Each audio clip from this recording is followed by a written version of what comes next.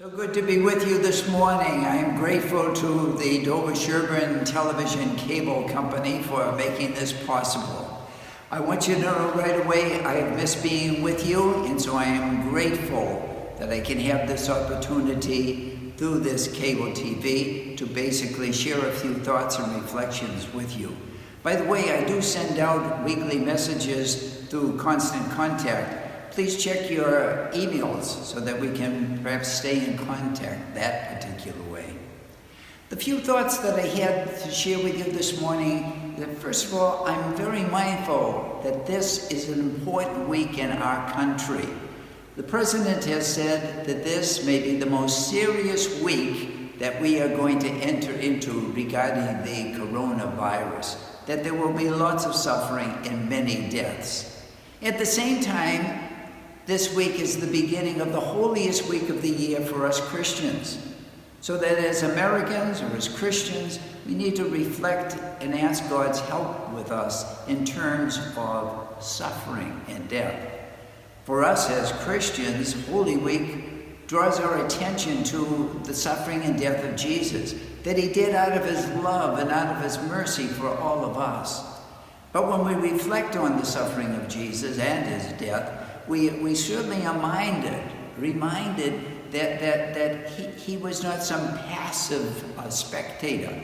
He experienced the pains of human suffering. And so we, in our country, as Americans, can turn to him and ask him, Lord, come, help us carry the cross of this terrible pandemic, the cross of the world's suffering. We turn to you. We turn to you.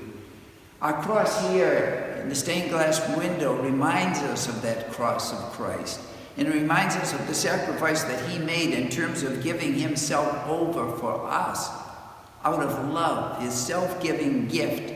And so let us turn our attention also to all of those in the healthcare field, all of those who are working to attend those who are the victims of this virus. The doctors, the nurses, the emergency response people, police, the fire, all of those that are involved. May those who follow the example of Christ receive his blessing and his strength to continue their act of self-giving love for others. And as we think of that, another group of people come to my mind, and that is all of those, it may even, before this pandemic is over, affect us as well.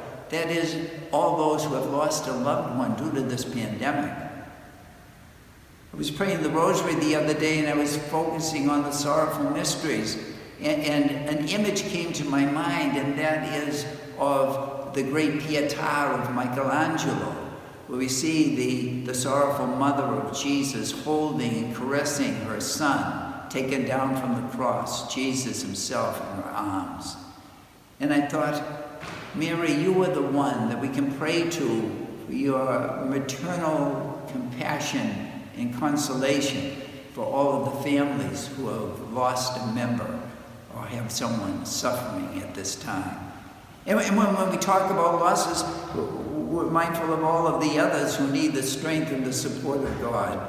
For those who have lost their jobs, for those who are confined in quarantine into their homes because of the danger of the pandemic. They can't go out, especially the elderly.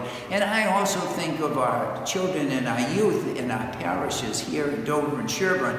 And I think of, a lost season of sports.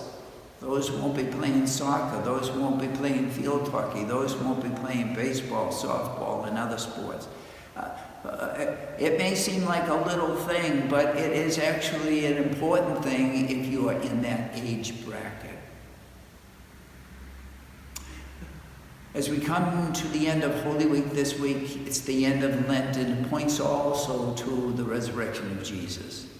The resurrection of Jesus reminds us of how Christ wants to lift us up, raise us up.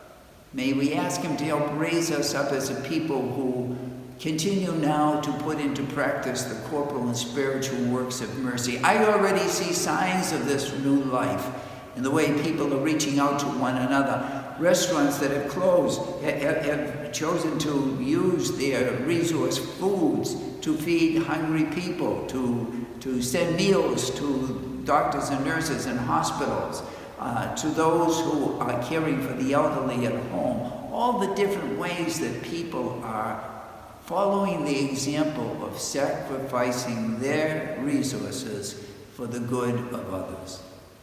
May I thank all of you for your generosity to us here at the church and all of the churches to continue your support for us during this particular time.